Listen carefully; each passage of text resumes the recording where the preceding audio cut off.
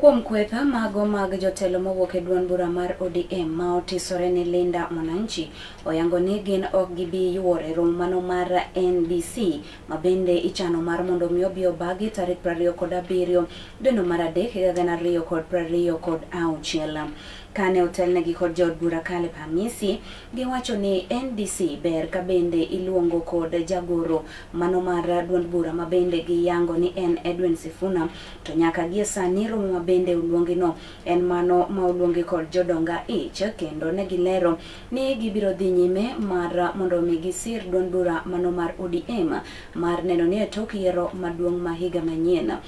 gibi gichuogo piny owacho mano mabiro. Chama tumesema wakati wametufukuza hatuna labda, lakini NDC